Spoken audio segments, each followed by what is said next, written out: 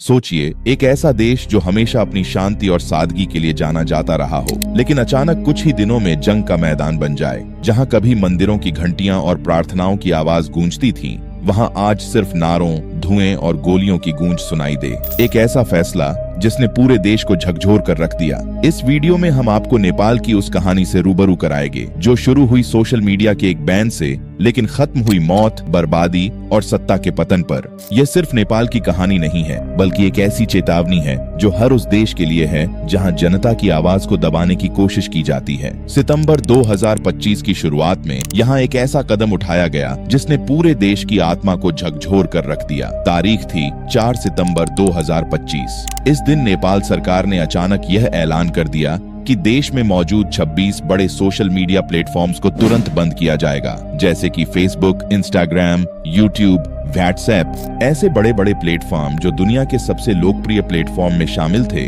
उसको बैन कर दिया गया। कारण बताया गया कि ये कंपनियां नेपाल सरकार के कानून और पॉलिसियों के तहत रजिस्ट्रेशन करने से इनकार कर रही थीं। सरकार का दावा था कि ये कदम राष्ट्रीय हित में और साइबर सुरक्षा के लिए जरूरी था। प्रधानमंत्री के पी शर्मा ओली और उनके मंत्रिमंडल ने इसे जनता की सुरक्षा और राष्ट्रीय हित का मामला बताया।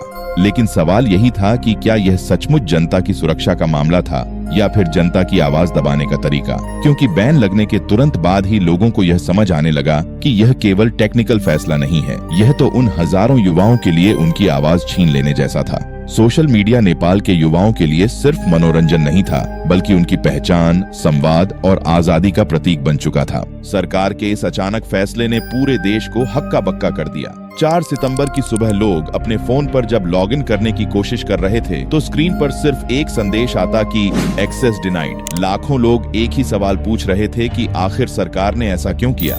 लेकिन इस कहानी का मोड़ यहाँ खत्म नहीं हुआ, क्योंकि बैन का असर इतना व्यापक था कि इसकी गूंज सिर्फ नेपाल तक सीमित नहीं रही, बल्कि अंतर्राष्ट्रीय मीडिया और मानवाधिकार संगठनों तक जा पहुंची। आंदोलन की चिंगारी जल चुकी थी और सरकार को इसका दबाव तुरंत महसूस होने लगा। आखिरकार 5 दिन बाद 9 सितंबर 2025 को प्रधानमंत्री के पी शर्मा ओली ने इस्तीफा दिया और उसी शाम सरकार ने घोषणा की कि सभी सोशल मीडिया ऐप्स और वेबसाइट से बैन हटा लिया गया है। यानी यह बैन कुल 5 दिनों तक चला, 4 सितंबर से 9 सितंबर तक। लेकिन इन 5 दिनों में जो कुछ हुआ, उसने नेपाल की राजनीति और समाज को हमेशा के लिए बदल कर रख दिया। यह तो सिर्फ शुरुआत थी। असली सवाल अब यह था कि क्या लोग सिर्फ सोशल मीडिया के लिए सड़कों पर उतरे थे या फिर इसके पीछे और भी गहरी वजहें थीं। तो चलिए इसे थोड़ा गहराई से जानते हैं। देखो, जब 4 सितंबर को सोशल मीडिया पर बैन लगाया गया तो लोगों का गुस्सा लाजमी था, लेकिन सवाल यह है कि क्या नेपाल की सड़कों पर उतरी भीड़ सिर्फ इसीलिए प्रदर्शन कर रही थी कि वे फेसबुक, यूट्यूब या व्हाट्सएप इस्तेमाल नहीं कर पा रहे थे? नहीं, उसकी वजह यह नहीं थी कि सोशल मीडिया बैन कर दिया।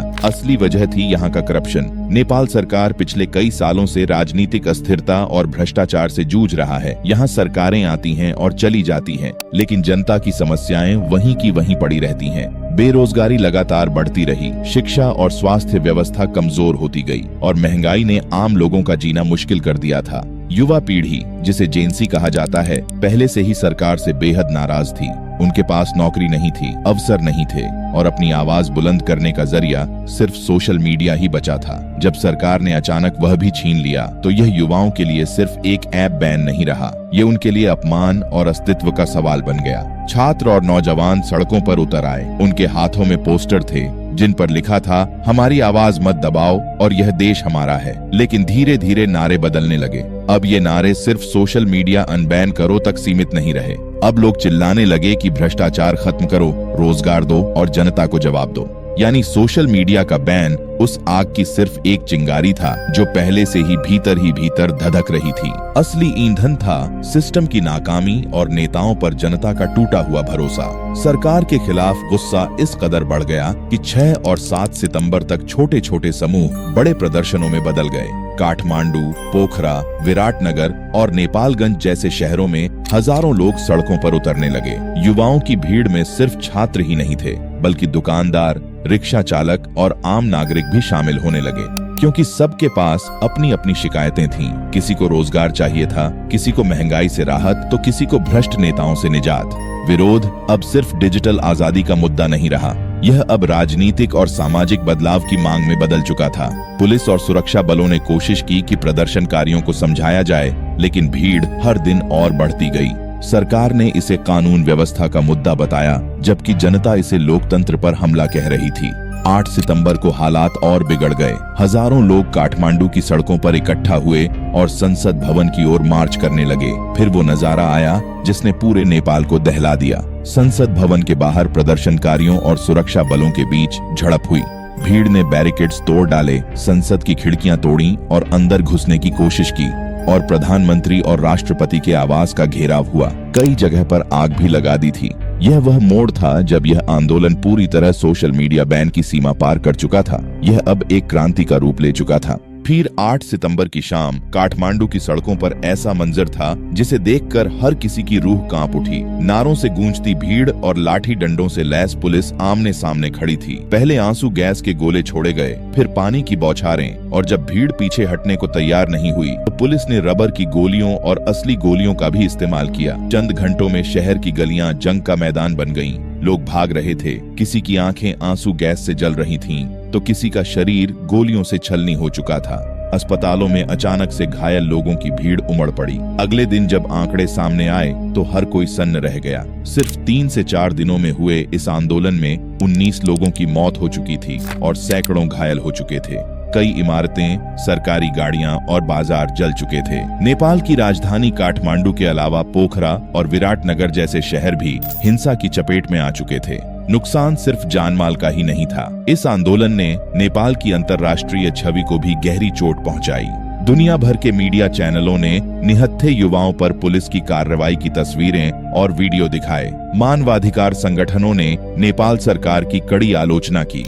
अंतर्राष्ट्रीय दबाव इतना बढ़ गया कि 9 सितंबर को प्रधानमंत्री के पी शर्मा ओली को इस्तीफा देना पड़ा। उसी शाम सरकार ने सोशल मीडिया पर लगा बैन को हटाने की घोषणा की। यानी 4 सितंबर से शुरू हुआ यह बैन ठीक 5 दिन बाद 9 सितंबर को खत्म हो गया। लेकिन सवाल यह है कि क्या बैन हट जाना ही इस आंदोलन की असली जीत थी? जिन परिवारों ने अपने बेटे या भाई खोए, उनके लिए यह जीत अधूरी है। जिन युवाओं ने अपनी आंखें या हाथ खो दिए, उनके लिए यह आंदोलन एक जख्म बन गया है। नेपाल आज एक ऐसे मोड़ पर खड़ा है जहां भविष्य अनिश्चित है। एक तरफ सरकार पर जनता का दबाव है कि वह सुधार लाए, भ्रष्टाचार और बेरोजगारी जैसी समस्याओं को हल करे। दूसरी तरफ यह भी डर है कि कहीं यह आंदोलन और हिंसक रूप न ले ले, क्योंकि इतिहास गवाह है कि जब जनता एक बार सड़कों पर उतर आती है तो उसे रोकना आसान नहीं होता।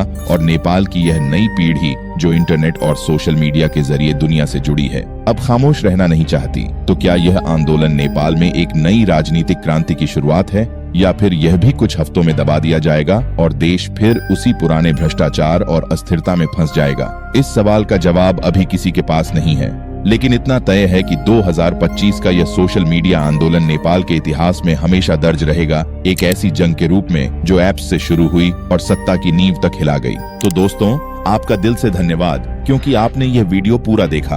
अगर आपको हमारा ये वीडियो पसंद आया हो तो इसे लाइक जरूर करें, अपने दोस्तों के साथ शेयर करें, और हाँ, चैनल को सब्सक्राइब करना बिल्कुल न भूलें, क्योंकि यह आपके लिए फ्री है और हमें इससे बहुत मदद मिलती है। तो दोस्तों, फिर मिलेंगे एक और दिलचस्प वीडियो के साथ। तब तक के लिए बाय।